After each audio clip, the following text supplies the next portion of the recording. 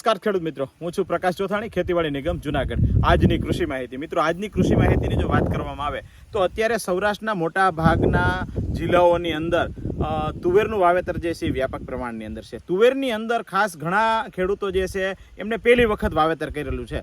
તો આવા ખેડૂતો માટે અને આપણે જે ખેડૂતો કાયમી તુવેરનું વાવેતર કરે છે એમના માટે પણ એક આ સંજોગોની અંદર કે આ અત્યારનો જે પાક જે છે એ જે છે ફ્લાવરિંગ સ્ટેજની અંદર જ્યારે પાક હોય ત્યારે આપણે શું કરવું જોઈએ. અત્યારે હું જે ફિલ્ડની અંદર અત્યારે ઊભો છું, આ તુવેર તો જે છે એ મોટી થઈ ગઈ છે, પરંતુ અત્યારે મોટાભાગની તુવેર જે છે એમની અંદર પારા ચડાવવાનો સમય છે. તો આવા પારા ચડાવવાના સમયે આપણે કયું ખાતર આપવું જોઈએ એની આજે ખાસ વાત કરવાની છે. તો આવા સંજોગોની અંદર અત્યારે જે ખેડૂત મિત્રોને તુવેરની અંદર પાળા બાંધવાનો સમય છે અને પારા બાંધવાના હોય તો એમની અંદર કોઈ પણ ખાતર લે, ડીએપી હોય કે 20-20-0-13 હોય કે આવા ખાતરની સાથે તમે જો હ્યુમિસિલ ગ્રેન્યુલ જે આવે છે એ જો વીઘે 2 કિલોની અંદર જો આપવામાં આવશે તો એમનું રિઝલ્ટ સારામાં સારું મળશે. હ્યુમિસિલ ગ્રેન્યુલ જ શા માટે? કારણ કે હ્યુમિસિલ ગ્રેન્યુલની અંદર હ્યુમિક એસિડ આવે છે અને હ્યુમિક એસિડ જે છે એ ફ્લાવરિંગ સ્ટેજની અંદર ખૂબ જ સારું કામ કરતું હોય. તો આ તુવેરોની અંદર તમારે પાળા બાંધો ત્યારે તમારે ડીએપી ખાતરની અથવા 20-20-0-13 ખાતરની સાથે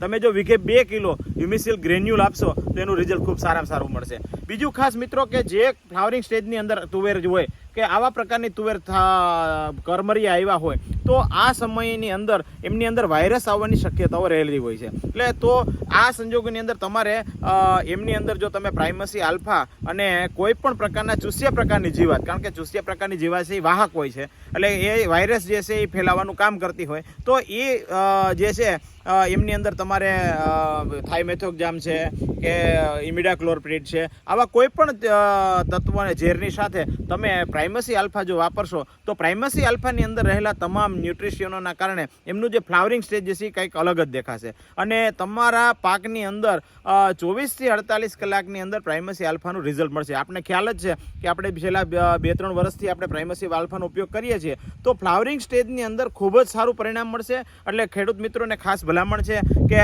તમે જે પણ દવા છંટકાવ કરો છો એમની સાથે જો તમે પ્રાઇમસી આલ્ફાનો છંટકાવ કરશો તો તુવેરના પાક અથવા અન્ય પાકોની અંદર પણ સારામાં સારું રિઝલ્ટ મળશે. મિત્રો, આવા જ નવા વિડીયો સાથે આપણે મળતા હોઈએ છીએ. તો નવા વિડીયો સાથે ફરી મળીશું. ત્યાં સુધી રજા આપશો. નમસ્કાર.